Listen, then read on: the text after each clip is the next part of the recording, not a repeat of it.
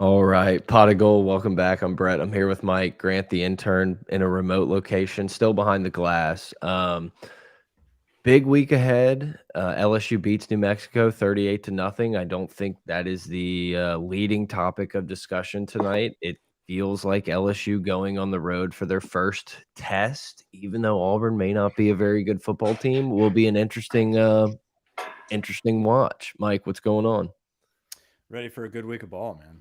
I love the jacket. I love Thank it. you. We can we can talk I about had it to rock it. later.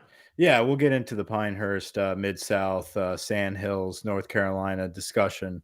But yeah, excellent weekend playing some golf. We missed most of the football other than LSU. So I'm really looking forward to like a solid packed Saturday of some really good football, especially LSU on the road at Auburn. Really big test on the road, SEC environment.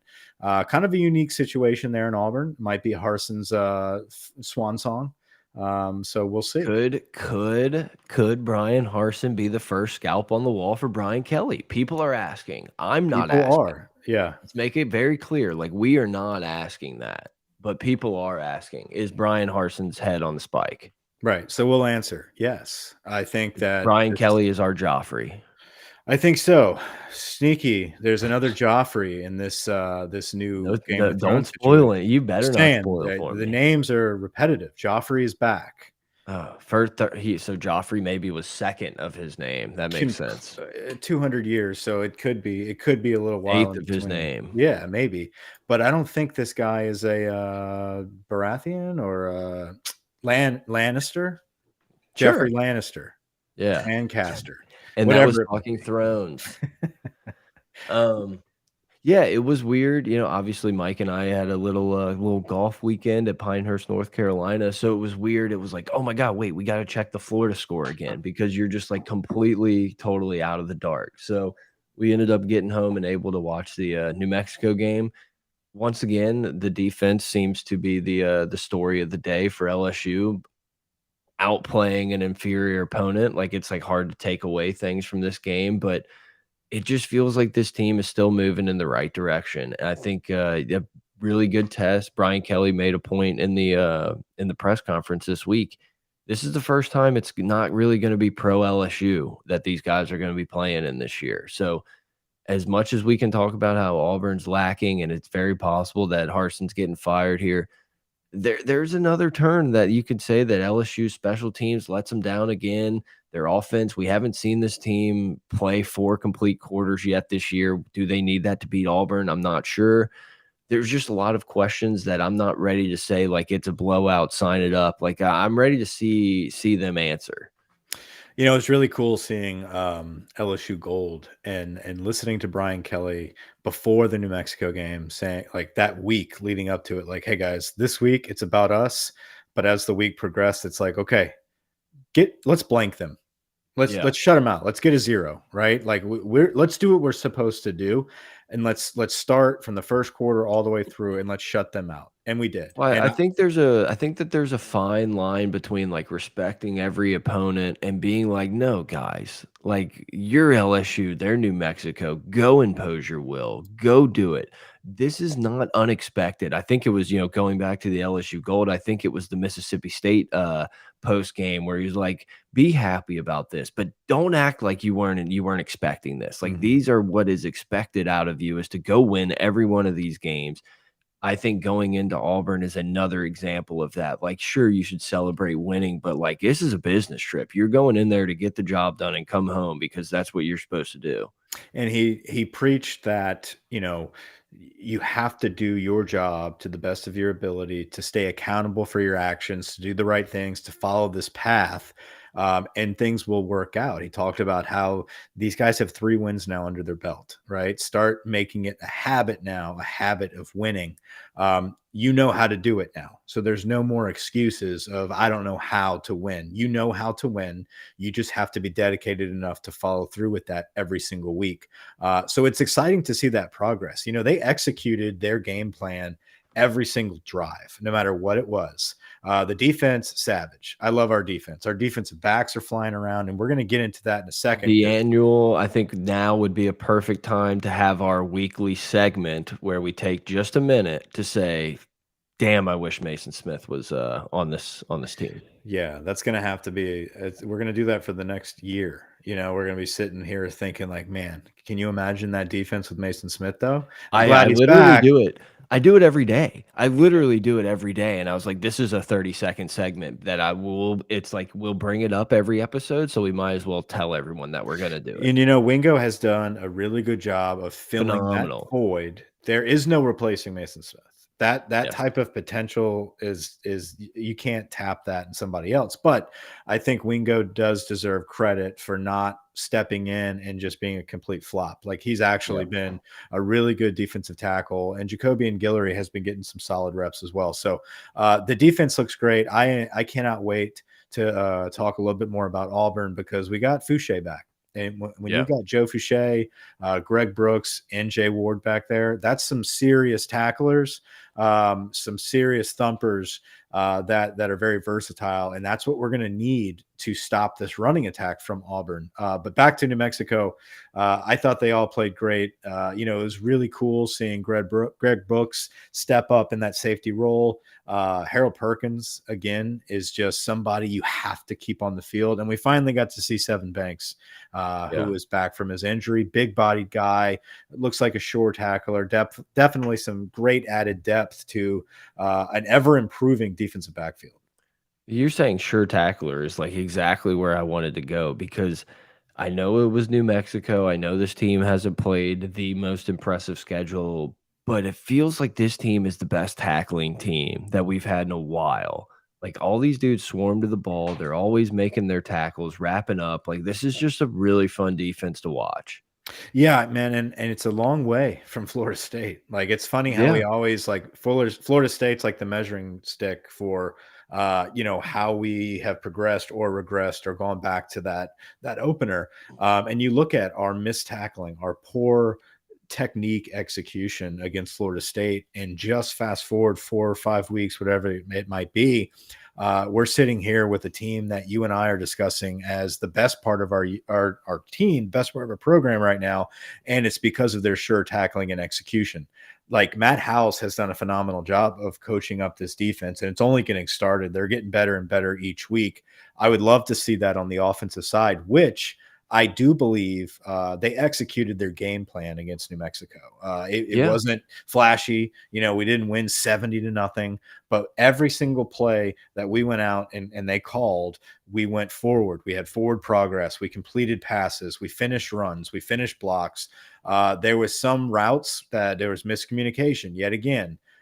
With Malik Neighbors and Jayden Daniels, which stalled a drive, but it was a touchdown if they were on the same page. Like, there's so Yeah. many things that we're doing right that Well, you made an effort to get Jack Besh the ball over the middle and put the ball in his hands. You you decided to take your speedster and Hilton and test his secondary, and it worked. And you beat a team deep. Like they're this offense is progressing. Like I know I've said a few times, it feels like watching a little Les Miles football, but it's because I still have those feelings of when we were in school where walking into that stadium, we pretty much knew what our defense was going to give us. mhm. Like we knew that our defense was going to keep us in games. And it was what offense is showing up today? Are we going to get the offense that can run it down everyone's throat? Are we going to get the offense where we're throwing it deep to Ruben Randall? We didn't know. And that's kind of how I feel in the sense of like, it could end up being the Jayden Daniels running show because, like, maybe some of these offensive line things that we thought we fixed, and now you have your left guard going out and Dowlinger with a broken hand. Like, there's just still some question marks, and I think most of them kind of still sit with the offense, even though I'm happy with how the offense has improved. I really like how, yes, I want to start off this little rant by saying I am just overjoyed that the coach has finally figured out that Jack Besh needs to be on the football field. And I think he's your punt returner from here on out, right? Like, a guy that's, Fearless. yeah, fearless runner, a guy that you are going to get 100% effort out of every single time he's on the field. So guess what? And Put he's put just the a ball in his dog. hands. Yeah, Like, he's a you dog. put your He's got the dog ball. back there. And that's the thing, you talk about having dog in him. there's some guys that are made with it and some aren't. Jare Jenkins, he's got dog in him, right? He's going to Yes. go out, he's going to secure the catch, and he's going to run through people as much as he can. I think Brian Thomas is a guy that's got some dog in him. I think it's just kind of like you got to tap it open a little bit to get Mhm. him going, but like that dude's I think serious. I think Brian Thomas would be the only exception that I think would be completely cool with throwing in front of the first down marker, like on fourth down, because he's just the most yard after catch machine that I think I've ever seen wear an LSU jersey. Like the way he can And just move and get up the field, even if it's just a few yards. Like he had one where he took that like massive step back in the yeah, New Mexico game, and you're like, no, like, you're about to be mad, and the next thing you know, he, like, teleports 5 yards ahead, and it was just like, "Wow, the what?" He's his fun to watch. acceleration is phenomenal for his size, and he's very strong. You're not going to tackle him with an arm. So I think that there is a lot in store for Brian Thomas. I I do really too. I think that this is not just, hey, we're just going to throw you these hitches all day and just Yeah. make you make plays after him. I think it's going to be like, hey, we're going to throw you some hitches, but we're also going to, do some double moves on that and take it over the top, which we haven't really seen a ton of from Brian Thomas yet. I think as we progress into this SEC schedule, this offense will continue to open up. I think right now the coaches are using this idle time with New Mexico and Mississippi State and possibly Auburn to kind of figure out who are our guys that we can trust. And then after that, we're going to open this up and make Let's some start let's start running plays for the right. guys we trust. No, I Exactly. agree. Jare Jenkins, Brian Thomas Jr., Jack Besh, Malik Neighbors. I really think Booty's going to have to prove it. He's going to have his spot. He always will. Not This always. team's Let me this take that team's back. too good. This team's too good to just be like, "Well, we have to throw it to Kayshawn just because." And Because that's other guys are that's open. Other guys that wanna be open are gonna get open, and I'm not saying he doesn't and he's not all there. I'm just telling you, like, you're gonna have to earn your reps you and have to earn make your a catches. catch. You have to make like Yeah, against Auburn. If Booty comes out there and performs like he did against Florida State, they will replace him. That like I think this is the week where like you have to show out. He's done better since Florida State. It's just he has to come up with some of these bigger plays. We have to target him more. We really do, but we don't need to force that target. That's yeah. the difference. Is we don't need to utilize just Kayshawn Booty or just utilize freaking Mason Taylor. Like we need to spread this thing out and keep rolling. And I think we will. Running game. Emory doesn't have the dog in him. Like he's that type of guy that like has all the tools. There's just one step missing with its vision or just aggressiveness. There's something missing where you on the flip side, you got a guy like Goodwin who has that fight, has that dog, just might not have Good that runs. that that elusive kind of quick twitch that John Emery has, but they're willing to live with that. They want Goodwin to get the ball. And honestly, Josh Williams is somebody that has started to progress week by week. I know I was a professed Williams hater, but Yes, I mean, I mean, it's you not know, it's not a hand up. hater. It's just, guys, this isn't to the level of starting running backs that LSU is used to seeing. That's it. Like, it's Yeah. honest opinion. I think the kid's good for his caliber, and I don't think that caliber is LSU. Is he dependable? Is he somebody that on fourth down we need a yard and we have to use a running back, or we have to make a pass protection when the game's on the line? You're probably trusting Josh Williams right now. And that means a lot that we've got a guy dedicated in our backfield to get better. I just Well, wish Emory would make that move to have a combination of the fight of Goodwin and the downhill running ability of Goodwin with the attitude and the mindset of Josh Williams. Put that in John Emery, and we've got a stud. yeah, and I mean, as you and I were watching the game on Saturday, we're kind of burying one Noah Kane, and then Noah Kane just decides to put on a little bit of show there. That's true. I mean, Noah Kane comes out of nowhere, big ol' I ass, mean, big ol' as thighs, as we're burying him, as we're like, I guess he's just not good enough, huh? Like we're having run that through five people. conversation, and then he literally just it looked like whenever the mascot plays in like the 8-year-old like game then at halftime, and he's just bodying little kids like running for the goal line.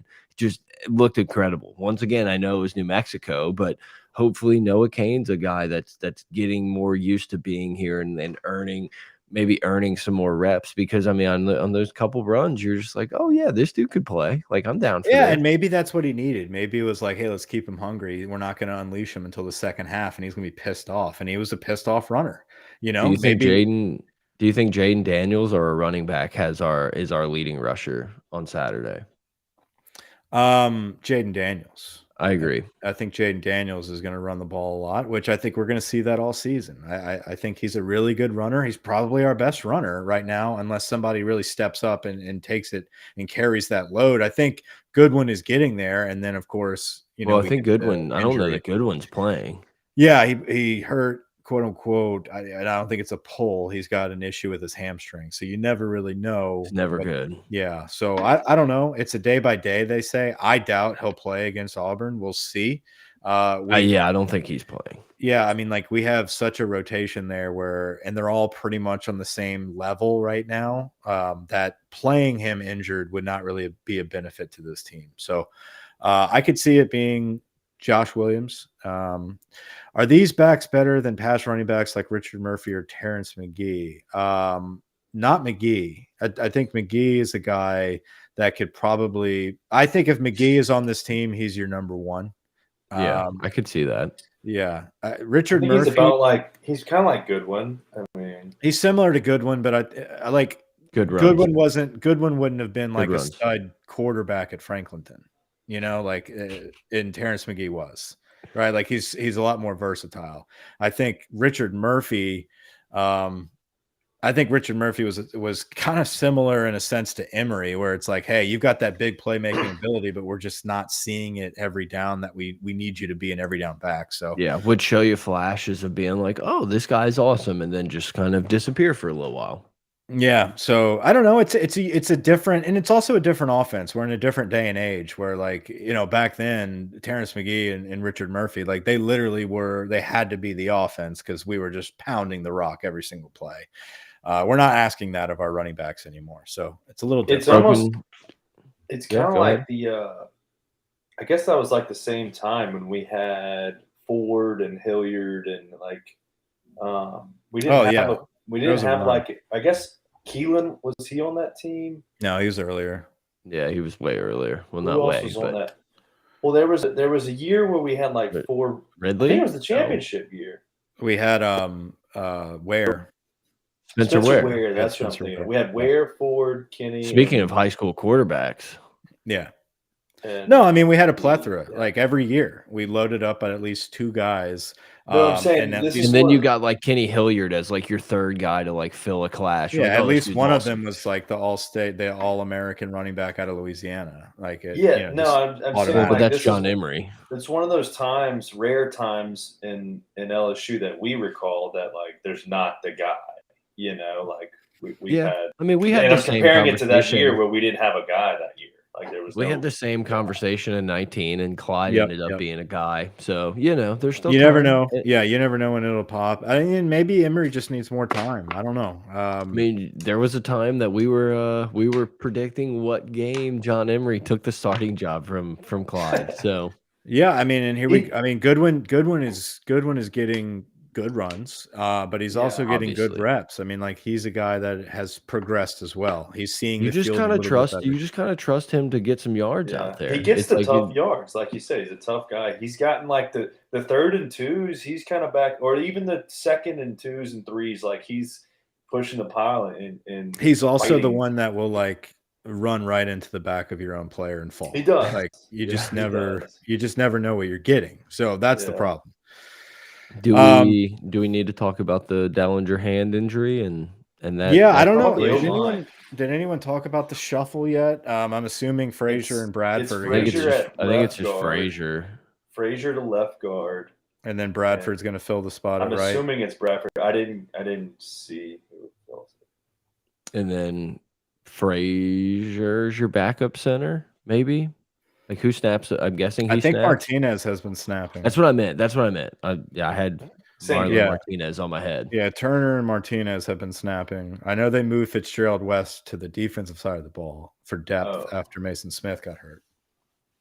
But this may have switched. It's just like never works. It never works when they just switch a guy to a different side of the ball, and then like they just don't play on either side of the ball. It just shows you how far off we are though when it comes to our depth, you know, and our team management, our roster management was so out of flux that, you know, we could get to a point where we're flipping guys on both sides of the ball and we don't have a center. You know, it's just one of those things that, you know, Brian Kelly will get fixed, and he identified it with the transfer portal, but he never wants to get back in this situation again. I love what he's building though, man. Those bookends, our tackles are excellent. I mean, your boy Emory Jones is graded out like a top 5 tackle. Yeah, they both graded out top 5 in every start. Like, that's crazy, right? And they're ranked like nationally. Like they're like one of the top tackles in the country. Like, it's crazy right now. Keep that going. You get a guy like Zalance Hurd in as well.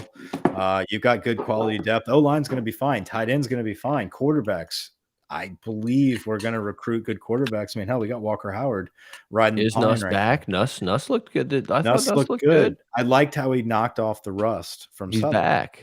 So can we switch? Can we go back in now? Can we just be anti-Daniels just because? Yeah. No, I think it'd be funny to have buried him last week and said he's never playing, and then just be like, he should start. We can do it. All right, maybe next. We can do it. Let's see how Daniels does against Auburn. I'm putting him on a tight leash. That's all I'm saying. Daniels had a bit of an injury scare. We didn't speak about that. Yeah, he'll be back. I mean, and like, dude, this guy runs so hard. Like, Daniels is a hard runner. He puts his body out there in really, really vulnerable positions. Kind of worries me a little bit, but at the same time, like, that's probably the strongest part of our offense right now. So like when Etling used to run. Etling used to put his body on the line. I mean, Daniels kind of look like obviously they kind of look the same. They kind of look, definitely not as good as Etling. He's not as good, but I mean, you know, I think he'll get to the Etling level at some point. Hopefully somebody. No, I agree. I think that, one, I'm not positive that it matters. Like, I think you're probably going to have to do it with the pocket breaking down some anyway. But like you said, I mean, Jayden Daniels being able to run the ball is a huge weapon for our offense. So it's like you have to take that where it's like, this dude might not be able to play in a couple games. Like, he might get hurt. That's why you have Nuss. I am really pumped about this weekend.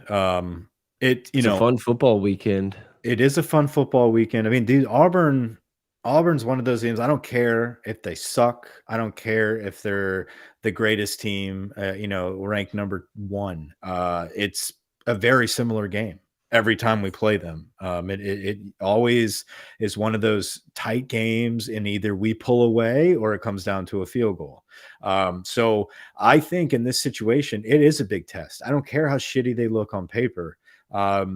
It's on the road. It is at Auburn, and you know, this coach is coaching for his job. He's going to throw everything out there, whatever that means. You've got a very, very dynamic running game. That's what that means. What did you say? TJ Finley. That's what that means. That's what he throws out. TJ's out. You know, shoulder. Yeah, I know. I just bitching out. Yeah, he's bitching out. No, but they're passing 2 years in a row. He bitches out. Yeah, for sure. Bambi don't want none of that smoke. But I kind of wish he was playing too. We would destroy. Duh. Yeah. Yeah. No, I think if Finley was walking in here as the starting quarterback, all we're going to be doing is counting down the snaps until Ashford takes over. Like he would not last, and that sucks because Finley sucks, and we could definitely beat them. But Ashford is a good runner. Tank Bigsby is, in my opinion, one of, if not the best runners in the SEC. Like he's a guy, if you can't stop it, that's the way that Auburn beats LSU, is that we just can't stop this guy. They're not going to throw all over us with fucking Coy Moore. Like that's their leading receiver. And look, Coy's a good player, but he's not somebody that you go into the year thinking like, okay, like we got to play Coy Moore week 4. Yeah. Like that's not what we're looking at here. But Tank Bigsby is. He is one of those players that if you don't stop him, you're going to have a long day. I believe in our defense. I feel like we are going to give our offense opportunities to score points. And honestly, I'm going to take a bold stand here. I think our offense comes out and looks great. I think we finally turn a corner where Brian Kelly and Mike Denbrock have seen what they needed up to this point to make some creative adjustments to really make a statement and I think they can use Auburn as their whipping boy. Man, come out there and say, hey, this is who we are. Y'all, we fixed our mistakes. We've gotten better and better each week, and this is where we are right now. I think Fouché coming back is going to be phenomenal. He talked about how this cat is disruptive in practice like none other. He hasn't skipped a beat about, rotating in. So he'll be ready to go. This is his 4th time playing against Auburn in his career. Yes, very good point Matt Moscona had. I don't know if that's where you got it from. That's where I got it from, yeah. But friend of the program, Matty Boy. But him and Greg Brooks have played together. Big. No one else on the field would have played over there. And have played Auburn that many times. They've lost every single time. Yeah. So these guys want to win. These guys have seen this offense. Yeah, I think LSU Auburn is like the most underrated rivalry. I don't know. I feel like every game can't be a rivalry, but like SEC matchups out there, because it's just like feels like it's always a good game. Every once in a while, there's the lopsided blowout, but I don't know. I just feel like it's one of the more underrated ones out there. Like I would rather LSU beat Auburn than Arkansas. Like I guess I look at that as like a bigger rivalry. Like I don't care about the Arkansas game, but beating Auburn's always fun. On the screen right now, we're looking at the game history, wins and losses. I mean, pretty dominant to LSU's favor. Too many Auburns peppered in there, but it's okay. Yep. Back-to-back wins for Auburn. Pretty crazy. Yeah, it's the first time in the 2000s that Auburn has back-to-back wins. So let's not make it 3 in a row. Hoping we can reverse that trend here. I think we have a great shot to do that. I think we need to play our A game, though. I don't think we can walk in there asleep. I don't think we can walk in there fumbling, turning the ball over. And that's the thing. Jayden Daniels hasn't really turned the ball over this season. The turnovers have been more in the special teams realm. But you can't, like, going into this game, that kind of stuff can't happen. That's how you let Auburn get back into it or stay into it, let the crowd stay into the game, and next thing you know, it's the 4th quarter and you're up 3. A lot of the Jayden Daniels, him not getting into trouble is really he hasn't forced anything and he hasn't really tried anything risky. And honestly, he doesn't go out after dark. He stays in. Yeah, and I do think though he's going to have to. If we're going to win some of these games on the road in the SEC, you're going to have to take some risks and push the ball down the field. So you might see a turnover, and I think we should trust our defense at this point that they're going to have a game plan to stop, and we can take those risks and we can try to put the pedal down. I think the risks start coming when Tennessee rolls into town, which 11 a.m. click. That could be the plan. I mean, I don't want to sit here and be like there's a secret playbook, but I really do feel like there is a secret playbook. I think there is the playbook, and we're in the vanilla stages of it. And I think you're going to build upon it every week. And I think this week is going to be the first week we see some new wrinkles. And what I mean by wrinkles is just open up a little bit more and execute that. Yeah, I mean, something different. And I think we're going to throw it out there. And like you said, Tennessee is going to come in probably ranked in the top 5. And we're going to LSU's defense could be really good. And Tennessee is most likely going to be able to move the ball and score some points in this game. Like, they have a good offense. They have Hooker is a potential Heisman guy. Like, you're just going to have to put up points, because as good as your defense can be, I just don't think it's going to be a 10-7 going into the 3rd quarter. And you need to make plays whenever you're on special teams. And I think that's what we found a little something in Besh. I think he's somebody that can get us in good field position. We need our kickers on Ramos on kickoff. If he's going to be the kickoff guy, like, you can't hook it every time. This isn't Pinehurst. We have to figure it out. And I think they talked about I forgot his name. He starts with a D. Dimer, or something like that. Jeffrey Dahmer. Dieter. Jeffrey Dahmer. That's it. Jeffrey Dahmer is getting reps at kickoff, but Ramos is going to be our extra point PAT guy.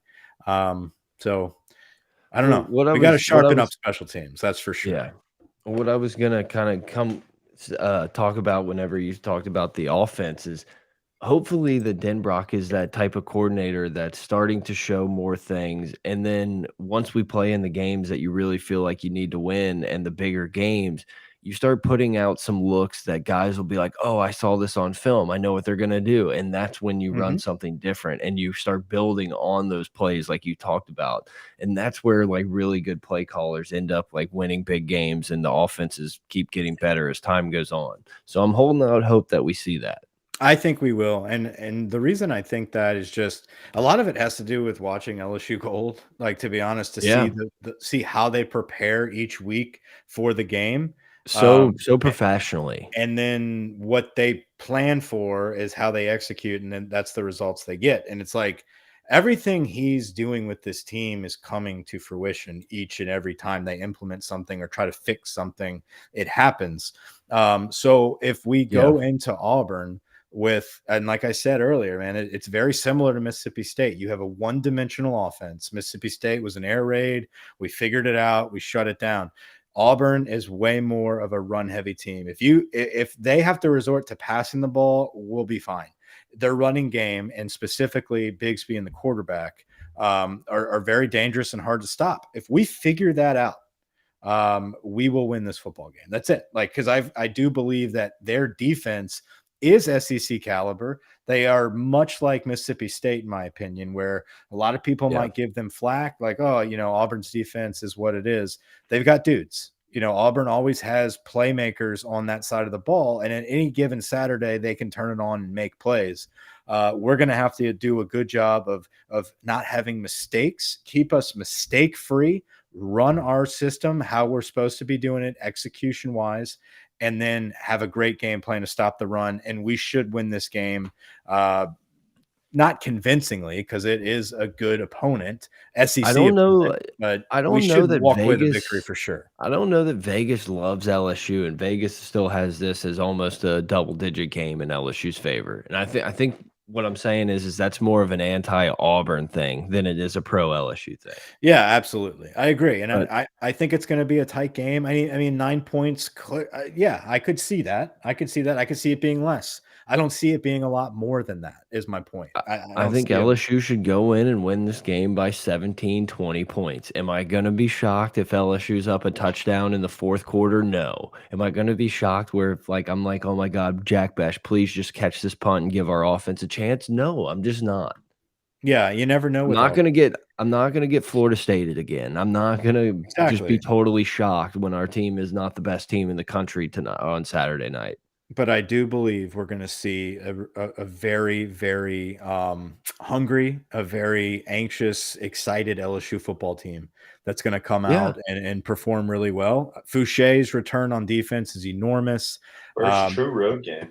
Yeah, first big road game. And I think the game plan going to Auburn is such a great test for this team and a confidence builder for that Tennessee game that following week. I think Brian Kelly knows exactly what he's doing and how to prepare this team in preparation for the next couple of weeks. He talks about the season in segments. We're entering that first gauntlet of the segment of this season with Auburn, Tennessee, and Florida. Yeah, I mean, we've sneakily all just arrived at the meat of our schedule. And I think Brian Kelly mentioned that. He's like, this month is where we find out. I think his opening statements on Monday were talking about how he was happy with the team, having kind of blind faith in the process and how much they jumped in. And I really agree. I think it's been awesome to see how much this team has bought into everything that this new staff has been putting out. Once again, we're going to have to see it in some of these bigger games, but it seems like LSU is just far and away the more conditioned team out against every team they play. But we're going to have to do it at the meat of our schedule. It's easy to do against New Mexico. It's easy to do against Southern. And let's be honest, Mississippi State can be good, but they're a middle to bottom team in the SEC. So it's like, yeah, it's a team you should go out and win. Auburn's the same way, but then there's some teams. Mississippi State is favored against A&M this week. Yes, they are. And I mean, I'm not anti. Team, so I'm not anti Mississippi State, but it's like, are they number 2 in the West? Are they that's just how bad A&M is. I mean, yeah, no, but I mean, that's the thing. Speaking of A&M, yeah, it should be interesting. That score was 14-0. Like Mike and I had the good let's point and laugh at A&M, and next thing we knew, A&M was on the board. But no, I think this triple slate, right? You talked like it's in threes. It's sections in threes. Auburn, Mhm. Tennessee, Florida, and then you've got Ole Miss, Bama, Arkansas. Like you kind of have those three segments there. You get your break, and then you have A&M to finish it off. So that first slate of three there before Ole Miss is a little bit of a gauntlet. Say what you will about Florida and Billy Napier. That's a good football team. Tennessee is a really good football team, and Auburn is hungry. They want a win. Harsin needs to save his job, and it's Auburn, dude. It is what it is. So I think if you can get past Auburn, if you can actually perform how you're supposed to perform, you stop that running game, you play that attacking style defense that we're used to seeing so far the past few weeks, and you start opening up the offense, get Booty involved with some good plays. I think it's a really good stepping stone into that Tennessee game, which is set up to be enormous, which is a tragedy that we have to play that at 11 o'clock. Although stats say it's been a long time since LSU lost an SEC game at 11 o'clock. Yeah, I mean, look, obviously, I want the game played at night, and yeah, do I think it probably gives LSU some advantage? Sure, but like I look at it as like Tennessee hasn't been to LSU or played a night game at LSU in like 15 years, and it's like, oh, this game doesn't matter. Let's just do 11 o'clock. It's like, what are we doing?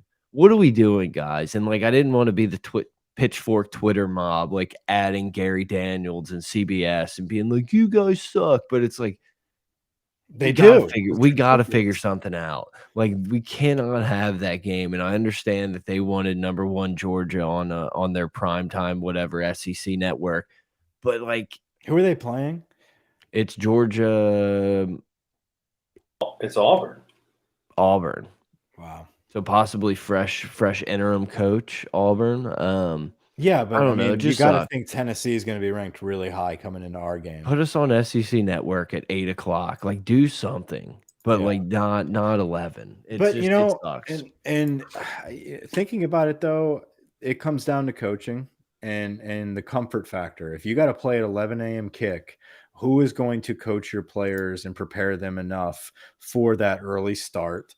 And who's going to be familiar enough with that early morning feeling? I think it's the home team. And I do trust Brian Kelly to have these guys prepared for that type of kickoff. I think that, the actual benefit goes to us. And I think the downfall really for Tennessee, they're the ones that are inconvenienced by having to come down here, traveling early, the kickoff time being moved up, all that good stuff. Like, those are distractions. Those are logistics that the coach and everybody and all the coaches are going to have to figure out, where LSU, they know how to wake up early on their own campus. They can figure that stuff out. And I trust Brian Kelly to have those guys practicing earlier and getting prepared for that kick. So I think that is not going to play against us as much as people are thinking. I think it's more of an inconvenience for the fans. But I think our coach and this staff is going to get these guys ready for an early kick. Well, and at the same time, like, if we would have had a night game, there would have been plenty of assholes leaving at halftime. And it's like, well, now we can complain about that. So maybe shout out to Big Orange Mac. He apparently is coming down. Zombie, him and Zombie. He's going to be hanging out with Zombie, going to the game. What a treat. It is. I feel kind of weird that I'm not going. Yeah, I didn't get invited, so that's okay. I don't have a ticket. Yeah. I'm excited for the Auburn game. I know we talked about it a bunch, but it's going to be good to hopefully watch this team go on the road and take care of business. I think it'll be a good building block, and like you said, rolling into that Tennessee game, where Tennessee is a good team. And I don't know that, I mean, obviously LSU is not going to be favored to win that game, but I don't know that LSU is not out of that game. So it'll be really cool to see these next couple weeks unfold and what this team looks like. It's interesting. Every week you kind of get a new character on defense that emerges as somebody that you can depend on. Like we said a lot this podcast, Fouché is coming back. Greg Brooks and Jay Ward have established themselves as starters, and they're not getting taken off the field. Mekhi Gardner and Jarek Bernard Converse playing really good games. Seven Banks. Seven Banks is back there now. Richardson has been in the rotation. He hasn't been this all-world stud that a lot of people hyped him up to be, but he's definitely serviceable. I like how Savion Jones is starting to turn a corner. He is somebody that can play that backup role to Ojulari as a stand-up D end, because now you have Quincy Wiggins healthy, so he can be your big defensive end that goes down with his hand in the dirt. So you've got some wiggle room there, and then you also have got the linebackers who are now stepping up. This is really good linebacker play that we're seeing. Like, these guys are being coached for the first time in a while. I felt like we kind of fell off, like, after Aranda, of really focusing on our linebackers. And even with Aranda, at times it was like you'd have one or two, but like the backups weren't really studs until they got in the system. Right now they're all rotating and they're all performing at a high level. Greg Penn, Weeks, Harold Perkins, you can't keep this guy off the field. And then our starters, Baskerville, Mike Jones, like, you've got a nice, healthy rotation there at linebacker, and every week you have a new character. And my favorite part about all of that is, yeah, you just named a lot of dudes, but Matt House has created a defense that allows these guys to just play fast and free and, like, get out there and hit, and it's really fun to watch. Yeah, and I hope that that one-dimensional type of offense that Auburn runs and what they're going to utilize in that running game, he's got a good plan for, and I trust that he does. And like I said, Yeah. moving Fouché up in the box as that hard thumping safety, like, that's really good. You also have a sure tackler in Jay Ward and Greg Brooks. You need to keep that sure tackler Baskerville and Perkins on the field too. Yeah, I've seen enough to just have blind faith in Matt House that, like, you're gonna have to do more than just one thing decent to beat him. Yeah, and I think like, honestly, like, moving to the offensive side of the ball, the Dowlinger injury, that does suck. That's a tough And Auburn, and pill to just to swallow. mention though, Auburn has also had a little injury bug at center, and they're gonna be Yes. playing their third string center. So it's not just, it's not just LSU that's gonna be No, it missing just, I parts. don't, and I think Frazier will fill in fine. Bradford's got excellent experience as well. Like, those guys are experienced. It's just, you finally had like 2 consecutive weeks of cohesiveness and Right. proper No, you felt communication. like gelling. Yeah, Yes. they started to gel. There was not all the errors that we're used to seeing, the false starts, the miscommunication on when to snap the football. Like, that was done. And then now you've got a new wrinkle again because Dellinger's out. So it's not new faces, but it's new locations, and it's going to be different types of communication. So I wish we didn't have to deal with that on the road against Auburn, breaking in a new set of 5 and where they're playing. But Yeah, the you good can news see the is, whole communication on the offensive line.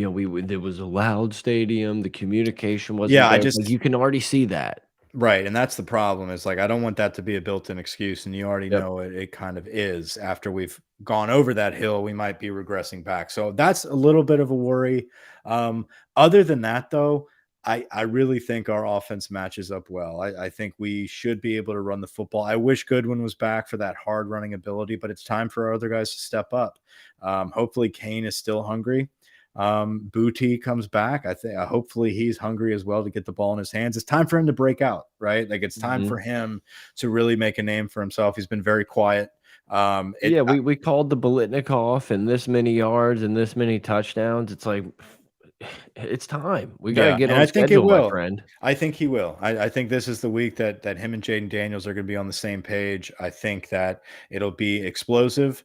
And if it's not, guess what? You've got a lot of backups right there that are itching to get the ball in their hands and make big plays. It seems like Neighbors is a guy that this coaching staff wants to go to and get the ball. Like, I understand they're targeting other guys, but Neighbors seems to be the one that everyone seems to trust. And Jayden Jenkins is in there, but I feel like he doesn't get as many targets. Yeah, unless we're in the red zone and he scores touchdowns. Like, that's what Jayden sign me does. up. So which I think Brian Thomas is. I keep gushing over Brian Thomas. I got to stop. I'm with you. I'm with you. Who do you think gets great. drafted? Who do you think gets drafted the lowest out of Booty, Neighbors, and Brian Thomas? Lowest meaning like the best draft pick? Like the worst draft pick, like 2nd round, 3rd round, like highest, I guess you're right. Out of Jayden Jenkins? No, just Neighbors, Brian Thomas. Okay. It's pretty much Neighbors and Brian Thomas. I think Booty, no matter what, is going to be pretty Booty's high. Going to go high. I think Brian Thomas goes before Neighbors. Yeah, I think he just looks like an NFL receiver that's just waiting to break out. Just like an elusive Michael Thomas. Like it's crazy. Like he's a big body guy that's only going to keep growing, getting stronger and bigger. I think he's very dynamic, and we haven't really scratched the surface of what we're going to see with Brian Thomas. I'm very surprised. I did not expect him to be this athletic. I thought he was just going to be kind of a Terrence Tolliver, go up in the back of the end zone. But he is showing out to be somebody that's extremely elusive, very powerful runner, very strong guy. So I think he'll be a very high draft pick. Is it time to look at some of the week? Yeah, let's check it out for the weekend. Do we have anything else? Kentucky Ole Miss is a 11 a.m. kick at Ole Miss. Lane was bitching today or yesterday about fans not like going into the game but like partying or something. I didn't really catch the whole thing. Oh, he can bitch. Oh, I always enjoy when Lane's complaining about something. Oklahoma TCU also to start. Oklahoma goes down to K-State. We got to sit back and relax and watch a good old Adrian Martinez beatdown. The Big 12's interesting. Seems like every team could beat anyone, and anyone could lose to anyone. Yeah. Michigan, Iowa, for the hands in the dirt lovers. And the first time Michigan's playing a team with a pulse, so we'll see. Relax. Well, I know, but Iowa can normally make games scrappy. Yeah, Kentucky ranked number 7 is still just wild to me. They're a good team. But anything can happen any week. That should be a good game, though. Kentucky Ole Miss should be a good game. Great game. Yeah, I mean, I watched Kentucky a little bit in that Florida game. Yes, Michael, please. Grant popped in to tell you it's a great game. But to be 100% like in the 11 a.m. kick in the circle of trust, I haven't watched much Ole Miss this year. So it is going to be nice to kind of kick back and like it's a good start to the to a college football Saturday is having a top 15 matchup against some SEC teams. Damn, that 2:30 slate's actually really solid too. You got Wake Forest, Florida State, Bama, Arkansas, Oklahoma State, Baylor, like all smashed together on all 3 big networks. I think it's because this is one of the first weekends that there's really not a ton of like bullshit New Mexico teams on team schedules. Like we're just starting to get into the meat of like all these conferences are going to have a game or two in each window. That's interesting. A&M at Mississippi State. I think Mississippi State can pull that off for sure. I don't trust. It feels like it's going to be too trendy of pick for me to like fully buy in. Like I think it's like everyone wants to point and laugh at A&M, and like as much as I hate to say it, it's like A&M's probably better than everyone's giving them credit for, but like maybe not as good as we all thought at the beginning of the year. Other people thought, not us. We were on that one pretty early. Yes, but, it's just one of those things where it's like, is Mississippi State really better than A&M? Like, do I want that to be the case? Yes, I do. Do I think it could happen? Yes. Is it going to happen? Probably not. I think it is. I'm on that.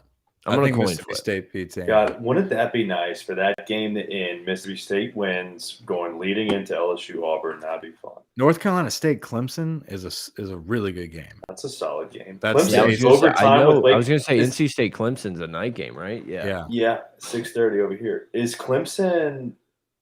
Are they a fraud or are they not? I don't think they're fraud because I think everyone's kind of said that this is what Clemson is. It's like we don't really know what Uiagalelei is going to give us. Like we're probably better than all the teams on their schedule, but it may not look pretty. I think NC State and Clemson are kind of neck and neck. I think Clemson. I mean, this is Clemson's biggest game of the season. Yeah, they lost last year too. Yeah, this will be a really good game. NC State looks really good, and I'm not just saying that because I live in the town. No, you're a big Packer. You're a big Wolf Packer over there. Yeah, the red flags are out, man. You're not a Boone fan? Boy, did they blow that one, huh? Nah, it's a little further west. Did App State catch an L this weekend? They were up 28-3. I think PFT had a T-shirt after it. Yeah, to James Madison. Any given Saturday. And I was with happened to be randomly, I'm with an App State fan this past week. I have met every college football fan over the last few years. Brett's like, we haven't really heard from Grant this whole trip. He didn't really ask us how it went. I was like, dude, he's probably talking to like some type of like Georgia fan or Missouri fan. Oh, lots of dude. He's gonna have a story about how he met. You talk to more college football fans than I do humans. It's incredible the amount of college football fans that I meet from every walk of life. A lot of Georgia fans. I was in Valdosta, Georgia for a wedding this week, which is South Georgia, basically Florida. There's nothing out there. It's country as shit. It's nothing but it's more country than parts of Louisiana, and I couldn't believe it. A lot of farmland, but a lot of Georgia fans, a lot of Florida fans, and then this one App State fan that just wanted to kill himself. Yeah. Well, Lamar Stevens says A&M has Bama next week. Mississippi State is a trap. And that's true. Lamar just hits us up with facts, just straight facts the whole time. He keeps us honest. He keeps us. He tells us things that we've thought about maybe yesterday or the day before, and then you just like you get live and you kind of forget. He keeps us honest. So I'm always waiting for one of these comments from somebody to just like really irk me and just be like, "What an idiot!" But like every time he puts one in, it's like, "Yeah, you're right." Yeah, you're right. Like I can't. I wish I could like him but I can't. So we just have to acknowledge it. But yeah, no, good comment. LSU at Auburn. Obviously, we talked about that. Georgia, Missouri blowout. Well, yeah, and just maybe it's not something to watch this Saturday, but seems like a team to keep an eye on is Kansas. Kansas is gonna be interesting in that. Kansas State, dude. I like a Heisman front runner. Like what? Well, don't fall into that trap of liking Martinez because odds are he's gonna just suicide bomb in one of these games and just like completely blow everything up. That's their coach. No, K-State's quarterback, the former Nebraska quarterback. Oh, I thought we were transferred talking to K-State. The dude that's Les Miles at Kansas, right? Yeah, Les has really got Kansas going. It's Puka Williams. Hey man, this new coach is coming in winning with Les's players. So who really gets the 6-6 record on their schedule. Where are they? Resume. There you go. I couldn't come up with the word. I knew you were struggling. Arizona State at USC. I just said schedule and hope that we kept going. I was like, schedule. Just get the fuck out of here. Stanford at Oregon for the degenerates that are still gambling after midnight. Oh man, That's a trap game for Oregon. Mike and I had played 36 holes of golf, just ready to have been up since like 6 in the morning. Didn't go to sleep till like 3, and we had to stay up just in case Oregon State could pull it out and beat USC. And it's just so heartbreaking to just watch it unfold. Is USC for real? Can we talk about them and Lincoln? I mean, they're real in the Pac-12. Yeah, I mean, dude, Caleb Williams was gassed. Yeah. Like Oregon State was able to get after him and put some pressure on him, and I would say USC's offensive line looked as bad as LSU's has looked in a while. It was bad. And Caleb Williams was like, "I need a break." Like, who are they going to lose to? I don't know. Pull up the schedule. Washington, dude. Washington's, I think, a little bit better team in the Pac-12 than everyone else thought. Don't they play Utah? They'll lose to Utah. So I don't know. Whatever. Hey, good. You know what would really make me happy is if Lincoln Riley did all he did was just move out to California to catch a 4 seed and get butt fucked by Alabama. Like, sign me up to watch that one again, or I guess it might be Georgia. But let's do that one again. When do we open with them? 25? Next year. 2024, I think. Okay. Not next year, the year after. Yeah, it's Florida State again. And in Orlando. And then USC. Mm-hmm. And then we have Clemson, right? Don't we do a Clemson series? Mm-hmm. We're supposed to have a home and home. I just assume that'll get canceled at some point. Yeah, it's ridiculous. Yeah, good slate, man. I'm excited for this weekend. Pumped. Yeah, it's like I said, it's that first time you're getting a lot of like just constant like conference matchups everywhere you turn. So USC, I don't know. I'm really excited. Rice, Stanford, Fresno, Oregon State, Arizona State, Washington State's decent. Utah will beat them. Notre Dame. Notre Dame. That'll be a decent Could game. Marcus Freeman get his 3rd victory? We'll find out. So they don't have Washington. Interesting. They just have Washington State. Yeah, I mean, who knows, dude? I mean, I don't see them running the table, and if they do, I know. I think that's what we need to root for, because we'll have literally like 3 weeks of like Lincoln Riley is amazing. Look what he's done at USC, and then it's going to be like 56-14. Yeah. Yeah. No, I agree. I think it'd be cool to have a little bit of that ketchup and mustard in there in the playoffs. How about Oklahoma? They're kind of out of it, huh? Oh yeah, I don't think the Big 12's done. Big 12's out. Like none of those teams are good enough to, and I think pretty much everyone but Kansas has a loss. But I think if Gwyneth wouldn't have gotten hurt, man, Texas. Wait, Oklahoma State, I think, still undefeated, huh? Possibly. Yes. They're ranked 9th playing Baylor this week too, so that could. That's what I just don't think that any of these teams are going to be good enough. Like they're all going to beat each other. I kind of think Texas with Ewers is probably the best team. Go ahead. Yeah, I was just going to say I think Texas with Ewers is the best team. Like probably the best team in that conference. They played great against Alabama. They were. I mean, that's a really good measuring stick, measuring tool. They're going to lose to West Virginia this week. We'll see. I think we've gone enough. I think we should hit end before we just talk over each other for another 5 minutes. Yeah, my bad, bro. No, it's not you. It's everyone. It's not team you. effort. It's not you. It's Grant. You know, I noticed this Pinehurst jacket. It looks like the kid's just bending over, taking a massive piss. Yes, 100%. I also noticed that the tag says P-Boy, and it made me giggle like a child. It was like, you bought the P-Boy towel. I was like, did I buy the P-Boy towel? The P-Boy looks good, man. Is that a putter? Yeah, it's a, you know, it's a stick. It's the urethra. All right, guys. Well, we'll be back after Auburn.